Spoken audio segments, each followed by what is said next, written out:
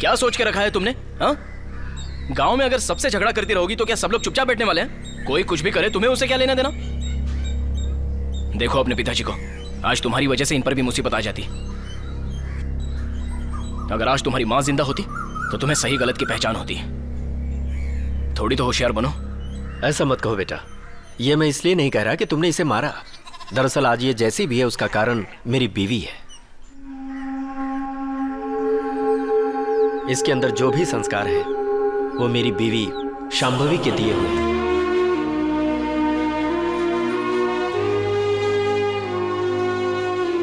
मेरी बीवी की सबसे अच्छी बात थी उसकी ईमानदारी और उसकी हिम्मत, और इसी ने उसकी जान ले ली। मौजूदा समय में जो यहाँ का कॉरपोरेटर बना है रोलेक्स पांडियन, कुछ दिन पहले वो एक मामूली गुंडा था, वो भी सड़क छाप। अपनी गुंडागर्दी के बलबूते वो कुछ ही दिनों में गांव के पंचायत का इलेक्शन जीत गया और चेयरमैन बन गया। चेयरमैन बनने के बाद उसके आदमी आम लोगों से हफ्ता वसूलने लगे। जनसेवा की जगह वो सबको सताने लगा। सरकार द्वारा दिए जाने वाले पानी पर भी वो लोगों से पैसे वसूलने लगे। छुट्टे नहीं है, कल देती हूँ। छुट्टे निकाल, कल का कुछ मतलब नहीं। अरे बोल रही हूँ ना, कल देती हूँ। राशन की दुकान से माल अपने गोदाम में ले जाते वक्त उसकी मुलाकात गांव के ही बड़े ठाकुर और प्रताप से हुई। ठीक उसी दिन चेयरमैन की मीटिंग में बड़े ठाकुर और उनके छोटे भाई प्रताप के बारे में भैरव ने बगावत की आवाज उठाई। मेरी बात सुनो भाई। इस बार के इलेक्शन में बड़े ठाकुर का कहना है कि प्रताप को अपनी पार्टी से चुनाव लड़वाएंगे। इससे तुमको घबराने की जरूरत नहीं है, वो तुम्हारे लिए भी कुछ न कुछ जरूर करेंगे। करेंगे? ये क्या करेंगे? इनसे कुछ नहीं होने वाला। मीटिंग के नाम पे पार्टियां करते हैं। ये तो तुम जैसे लोगों की वजह से ये बड़ी कुर्सी पर बैठा है, वरना इसे और इसके चमचों को मैं कच्चा चबा सकता हूँ। और तुम इसकी साइड दे रहे हो। एक बात तुम कान खोलकर सुन लो, और तुम भी मेरी बात को जरा ध्यान से सुनना है? और ये चंटर पंटर प्रताप और पांड्यन, एक बात भेजे में घुसा लो। इस बार चेयरमैन सिर्फ और सिर्फ मैं ही बनूंगा। इस कुर्सी पर मैं ही बैठूंगा। जरा सुन पांड्यन, जब तक ये आदमी राजनीति में है ना तो मैं इस तक पहुंच सकता हूँ ना तुम उस तक। इसलिए अगर इसे रास्ते से हटा दिया तो समझो कि सारी मुसीबत की जड़ खत्म हो गई। फिर तू मेरी जगह पर होगा और मैं कहाँ होऊंगा? मैं होऊंगा उसकी जगह पर।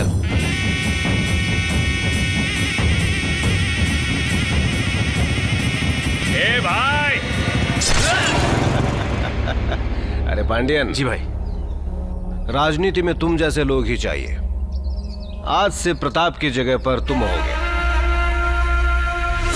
उस दिन के बाद से पांडियन बड़े ठाकुर का चहेता बन बैठा है। वो जब कुछ भी नहीं था तब भी उसकी लूटपाट चल रही थी। चेयरमैन बनने के बाद तो वो ईंट से लेकर रेती तक सब पर कब्जा करने लगा। चेयरमैन बनने के बाद तो उसकी धांधली बढ़ती ही गई, जिसके खिलाफ एक दिन मेरी बीवी ने तहसीलदार से कंप्लेंट की। आपको ही इसका कोई रास्ता निकालना होगा। ठीक है, मैं जरूर कोई रास्ता निकालूंगा। तहसीलदार ने पुलिस की मदद से सारे जगह और उसके गैर कानूनी ठिकानों पर छापा मारा। किसी को मत छोड़ना, सबको उठाकर अंदर डाल दो। तहसीलदार ने पांडियन के खिलाफ जो किया उसके लिए उसे बीच चौराहे पर बेइज्जत किया गया। तू बहुत बड़ा तहसीलदार है क्या? तेरी इतनी हिम्मत कि मेरी गाड़ियों को पकड़कर आदमियों को अंदर डालेगा, हैं? इसीलिए तुझे बीच रास्ते में कपड़े उतार कर खड़ा किया है। अपना माल तो निकाल लूंगा मैं, समझा? लेकिन आज मैं देखूंगा कि तुझे बीच रास्ते से छुड़ाकर कौन लेकर जाता है। सच में तुम्हारी माँ को बाजार ले जाने का मतलब है अपनी जेब पूरी तरह से खाली करवा देना। ऐसी कोई बात नहीं है पापा। ओहो, ये तो तहसीलदार है। ये पकड़ो। माँ तुम कहाँ जा रही हो? शांभवी, माँ तुम यहीं रुको। कैसे लोग हैं, बांध के रख दिया। ए, दादागिरी मत करो। उस दिन से मेरी बीवी और पांडियन के बीच जंग छिड़ गई, क्योंकि उसने पांडियन के सारे गैर कानूनी कामों पर अपना विरोध शुरू कर दिया था। चल चल पैसा निकाल, पैसा निकाल। चल चल पैसा निकाल, पैसा निकाल। चल जल्दी कर। चल चल पैसे निकाल। ओ पैसे दे चल। पैसे दूं? सरकारी पानी के पैसे तुम्हें क्यों क्या दूं? कहा? ये सरकारी पानी नहीं है, ये हमारा पानी है। सारा गांव पैसा देता है ना, तुझे भी देने पड़ेंगे। हाँ, बड़ी बड़ी बात मत कर और जा जिसके पास कंप्लेन करना है कर। मुझे किसको कंप्लेन करनी है मुझे अच्छे से पता है। हाँ बताए बताए, जा जा जिसको कंप्लेन करने का कर। चल माँ चलो ना, चलो, माँ चलो, चलो जल्दी। महीने की 5 तारीख ही हुई है। सारा राशन इतनी जल्दी कैसे खत्म हो गया? सब खत्म हो गया इसलिए तो कह रहा हूँ, वरना ऐसे ही थोड़ी खाऊंगा। एक काम करो, 10 दिन बाद आओ। चलो अब निकलो यहाँ से। 10 दिनों बाद नहीं आऊंगी। जब तक राशन नहीं दोगे मैं नहीं जाऊंगी। मैं भी वही कह रहा हूँ, आज तुम यहाँ से मार खाए बगैर नहीं जाओगी, समझ गई? माल खत्म हो गया, जाओ यहाँ से जाओ। जब चला, देखो निकला। इनकी दादागिरी जाओ, जाओ। चलती रहती है। चलो इस बार भी दलाल से सामान लेना होगा।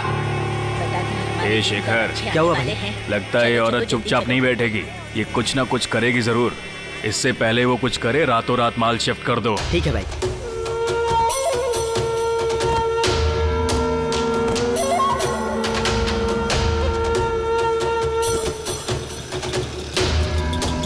भैया जी? इतनी रात को सामान कहाँ ले जा रहे हो? सारा चावल इस गोदाम से दूसरे गोदाम में जा रहा है। क्या कहा? दूसरे गोदाम में? भैया ये राशन की दुकान है। राशन की यहाँ दुकान? का सामान चोरी करके वो अपने खास गोदाम में पहुँचाते हैं। इनके खिलाफ कोई मुंह नहीं खोल सकता। देखो उस बोर्ड को भी छुपा के रखा है। शिवगढ़ जिले की राशन की दुकान। बाप रे बाप, यहाँ तो धांधली चल रही है। वही मैं सोचूं, 10 रुपए की जगह ये लोग 20 रुपए दे रहे हैं। जरूर कोई ना कोई घोटाला है इसमें। गलत चल रहा है भाई। गलत नहीं, ये तो जरूरत से ज्यादा गलत चल रहा है भाई। दीदी माफ करना, हमें पता नहीं था। ए सुनो, पूरा माल वापस अंदर रखवा दो। क्या कहा? सामान अंदर रखवा दो? हाँ, ये सामान यहाँ से बिल्कुल नहीं हिलेगा। नहीं हिलेगा? ए भाई, तू जब देखो तब हमारे काम में टांग अड़ाने आ जाती है। हाँ? तुझे दिखाऊंगा। मेरे ही सामने औरत से इज्जत से बात नहीं करता, टांग तोड़ के हाथ में दे दूंगा। ए सुन, माल अंदर रखवा के ताला मार दे। चल रे, जल्दी। चल चल, माल उतार जल्दी। दीदी आप जाकर पुलिस में कंप्लेंट करवाइए, वरना ये लोग कभी अपनी हरकतों से बाज नहीं आएंगे। अगर गवाह की जरूरत हो ना तो सीधे मुझे बुला लेना। नाम है वीरभद्र, सुजनपुरा का रहने वाला हूँ। सुनो, हमारे गांव के सारे मर्द इस गुंडे के नाम से ही डरते हैं। एक तुम ही हो जिसने इसे सबक सिखाया है। तुम्हारे जैसा एक भी मर्द इस गांव में हो ना तो ऐसी धांधली कभी भी नहीं हो सकती। ये ले यार, ये पकड़ चाबी। ये लो दीदी चाबी। समझ गया, आपने गोदाम के बारे में कंप्लेन करके चाबी मुझे दी, पर इन्होंने रात को ही चाबी गुम हो जाने की रिपोर्ट लिखवा दी। अब बताओ किस पर विश्वास करूं मैं? हाँ ठीक है, कोई बात नहीं सर। पहले तो आप एमएलए के खिलाफ केस दर्ज कर लीजिए सर। हाँ, क्योंकि इसने एमएलए के साथ मिलकर राशन की चोरी की है। इन दोनों को तो मेरे पति कोर्ट में देख लेंगे। हाँ, क्यों, मैं सही कह रही हूँ ना? देखिए बहन, मैं किसी पर भी बिना कोई चार्ज लगाए उस पर केस ठोक सकता हूँ, पर एमएलए पर केस डालने के लिए उसके खिलाफ चार्ज चाहिए। आप कह रहे थे ना कोई गवाह है आपके पास, तो जाइए उसे ले आइए। एक केस क्या, फिर तो कई सारे केस ठोक दूंगा। चलो निकलो।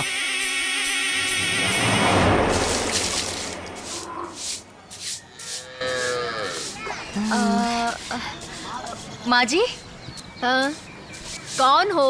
अंदर आ जाओ। मेरा नाम शांभवी है, मैं शिवगढ़ से आई हूँ। वीरभद्र यही मेरा ही पोता है। क्या बात है? आपका पोता हमारे गांव में काम करने आया था। वहाँ पर उसके कुछ लोगों के साथ हाथापाई हो गई थी।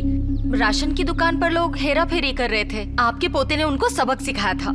अब पुलिस वाले चाहते हैं कि उसकी कोई गवाही दे देगा तो केस हो सकता है, इसलिए मैं आपके पोते को गवाही के लिए लेने आई हूँ। तुम इन सब से दूर ही रहो बेटी। हाँ, राशन की दुकान में माल की हेरा फेरी करने वाले कितने पहुँचे हुए और खतरनाक होते हैं, तुम्हें मालूम है? तुम अपनी जान खतरे में क्यों डालती हो? हाँ, देखो बेटी, गांव की समस्या के लिए मैं अपने पोते को नहीं भेज सकती हूँ। जैसा तुमने कहा, अगर मेरे पोते ने उनके खिलाफ गवाही दी तो उन दोनों के बीच जंग जरूर होगी। अगर जंग हुई तो मेरा पोता तो उसे खत्म कर देगा, क्योंकि मेरा पोता बहुत ही ताकतवर है। उसके लिए मैं हूँ और मेरे लिए वो है। मैं अपने पोते को हत्यारा नहीं बनने दूंगी। वैसे भी आज पहली बार मेरा पोता अयप्पा की माला पहनकर सबरीमाला जा रहा है, इसलिए तुम कितना भी कहो वो तुम्हारे साथ तुम्हारे गांव नहीं जा सकता, समझ गई? भगवान के लिए अब तुम जा सकती हो। खड़ी खड़ी मेरा मुंह मत देखो।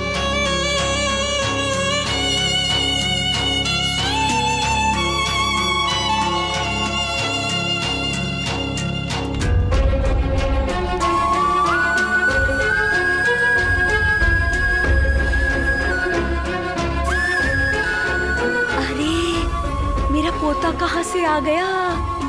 कहीं ये उसे फुसलाकर अपने साथ ना ले जाए। अरे ये तो वही है ना जो उस रात राशन की दुकान पे थी। वही लग रही। दीदी, हाँ, आप यहाँ कैसे? यहाँ पर मेरे रिश्तेदारों से मिलने आई थी, अब जा रही हूँ। उन लोगों ने वापस आपको परेशान तो नहीं किया ना? नहीं, किसी ने नहीं किया। ठीक है, अगर कुछ भी बात हो तो मैं वहीं पर रहता हूँ, मुझे बता देना।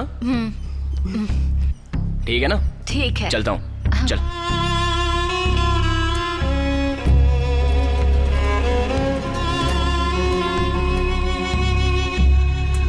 अरे जाने दो ना शांभवी, हमने इस बारे में कितनी कोशिश की, लेकिन गवाही देने के लिए कोई तैयारी नहीं है।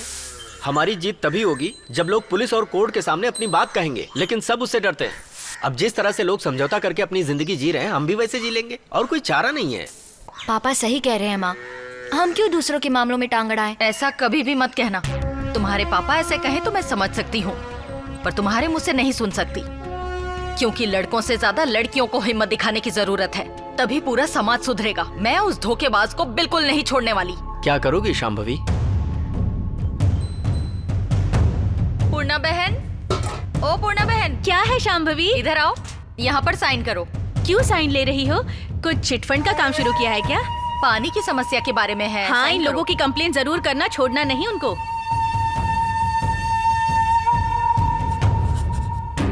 उनकी औरतों को छोड़कर बाकी सभी औरतों ने साइन किए हैं।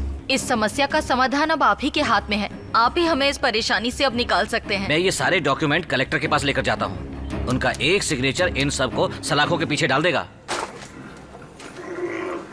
तुम लोगों को पता है, हर गांव का आदमी हमसे डरता है, लेकिन वो औरत हमसे नहीं डरती। कैसे जाके पुलिस स्टेशन में कंप्लेन करके आई है? क्या हुआ? अबे ज्यादा सोचना बंद कर दे। वो औरत है, कुछ नहीं कर पाएगी। पांडियन, वो मामूली औरत नहीं है, क्या बोल रहा है बे? वो औरत बहुत चालाक है। गांव में पानी की दिक्कत है तो उसने औरतों के साइन ले लिए हैं। उस पेपर को लेकर वो कलेक्टर के सामने पेश करने वाली है। और तो और वो चालाक औरत सारी औरतों का साइन लेकर तहसीलदार के साथ आपके खिलाफ केस लड़ने वाली है। अबे वो कल की औरत जुम्मा 4 दिन हुए नहीं हमसे लड़ेगी। हाँ हाँ, क्यों नहीं लड़ पाएगी ये बताओ। उसकी हरकतें देखी हैं? उस अकेली औरत ने गांव में रहने वाली हर औरत के घर जाकर सबके साइन लिए हैं उसने, सिवाय मेरे। देखिए, जब तक वो औरत इस गांव में है आप नहीं जीत पाएंगे। अगर आपको सत्ता में रहना है तो उस औरत को हल्के में मत लीजिए। आपको हराने के लिए उसने तैयारियां शुरू कर दी हैं।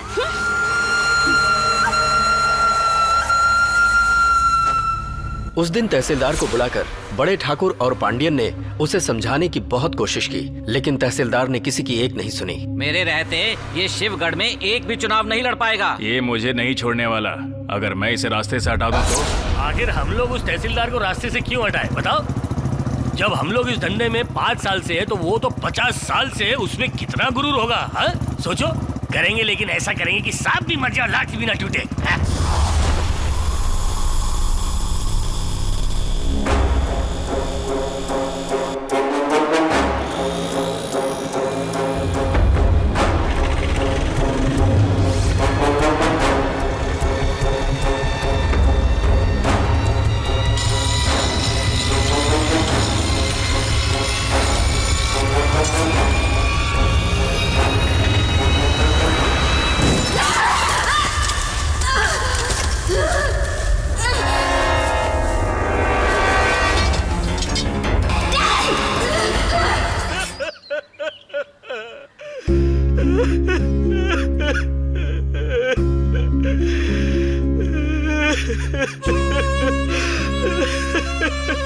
इतना ही नहीं, मेरी बीवी की लाश के टुकड़े करके जलाकर उसे कई जगहों पर फेंक दिया ताकि उसकी बॉडी को कोई भी पहचान न पाए। पुलिस वालों ने उसके शरीर के टुकड़ों को लावारिस समझा और केस बंद करने का फैसला किया। तभी मेरी बेटी ने सेशन कोर्ट में जाकर पिटीशन डाला कि वो मेरी माँ की लाश थी।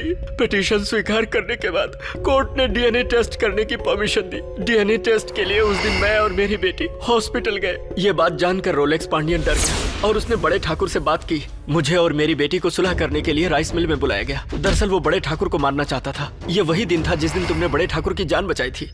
अगर डीएनए टेस्ट में यह साबित हो गया कि मरने वाली मेरी बीवी थी तो रोलेक्स पांडियन और उसके आदमी इस केस में बच नहीं पाएंगे। अगले ही हफ्ते पांडियन के खिलाफ चार्जशीट फाइल करके कोर्ट में दाखिल की जाएगी। अगर कोर्ट ने ऑर्डर दे दिया तो वो एमएलए तो क्या चपरासी भी नहीं बनेगा। इसीलिए हमें कोर्ट में जाने से रोकने के लिए हम बाप बेटी पर हमला करवाने की साजिश रची गई कि मार्केट में तुम हमें मिल गए और तुमने हमें बचा लिया। कहानी काफी अच्छी है। हाँ, पहले से जो झगड़े हैं वो काफी नहीं। देखिए साहब, आपकी बेटी गुलाब की तरह है, इसलिए मैंने अपने पोते से कहा उससे प्यार करें। लेकिन मैं भूल गई थी कि गुलाब में भी कांटे होते हैं। मेरा पोता ना किसी के लफड़े में पड़ेगा और ना ही किसी के लफड़े में टांग अड़ाएगा। निकलते हैं यहाँ से। दादी माँ, वो तुम्हें चलना है या नहीं? चल चल आजा, मैं निकल रही हूँ।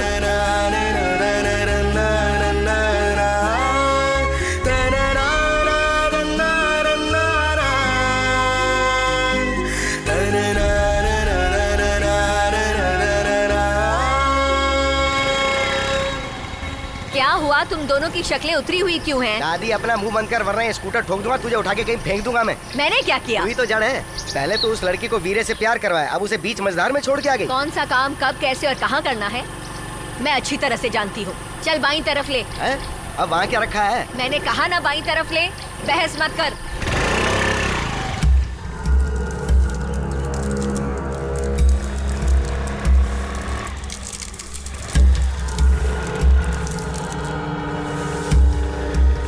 ओ दादी, तू हमें यहाँ क्यों लेके आई है? इसके पीछे का कारण मैं तुम्हें बताती हूँ।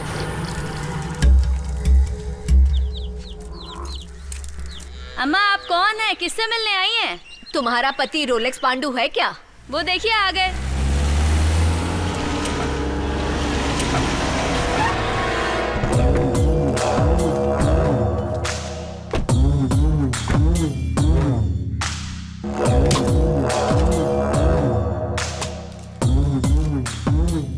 यही आदमी है जिसने उसने हमें मार्केट में मारा। अरे रुक जाइए साहब जी, रुक जाइए, थोड़ा सब्र कीजिए। पांडियन, तुम कहो ना, तुम कहोगे तो तुम्हारा आदमी मान जाएगा। मैं मानती हूँ तुम्हारे आदमियों को मारा मेरे पोते ने। उसे कुछ नहीं पता था कि तुम ही हो जिसने उस औरत को बीच सड़क पर मार डाला था।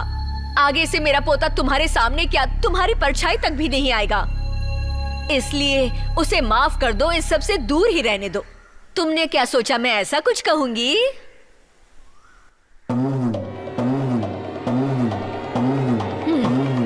मैं जो कह रही हूँ वो ध्यान से सुन।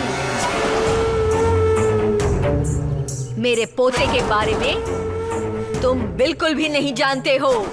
उस दिन शांभवी के कहने पर अगर मैं अपने पोते को भेज देती तो आज तुम यहाँ खड़े नहीं होते। फिर भी कुछ नहीं बिगड़ा। याद रखना, उस लॉयर की बेटी मेरी बहू है। जब तुम्हारे आदमियों ने उस पर हमला करने की कोशिश की, मेरे पोते ने उनकी हड्डियां तोड़ दी थी। क्यों भूल गए? अगली बार उस लड़की के आसपास भी आए ना, मेरा पोता तुम्हारा सिर काट कर लटका देगा। एक से बदला लेने के लिए तुम्हें 10 आदमी चाहिए, पर मेरा पोता है ना, वो अकेला तुम 10 के बराबर है। मैंने अपने पोते का नाम वीरभद्र क्यों रखा जानते हो? क्योंकि उस शिव के अंश वीरभद्र ने राजा दक्ष के पूरे साम्राज्य का सर्वनाश कर दिया। मैंने अपने पोते का नाम उस महावीर पर रखा। आज ये मेरा पोता वीरभद्र मेरे घर की इज्जत बचाएगा। उस काल में वीरभद्र ने सबका सर्वनाश कर दिया था। आज के इस युग में वीरभद्र तुम सारे लोगों का सर्वनाश करेगा। ए बुड्ढी, दलदल में पैर क्यों डाल रही है? ए सुन, दलदल कितना गहरा है ये जानने के लिए पहले दलदल में पैर डालना पड़ता है। ए सुन पांडु, मार खाने के 3 तरीके होते हैं। पहला, बात करने से पहले मारना। दूसरा, बात करते करते मारना। और तीसरा, बात करने के बाद मारना। इसमें मेरा पहला तरीका है, बात करने से पहले मारता हूँ। समझ गया ना?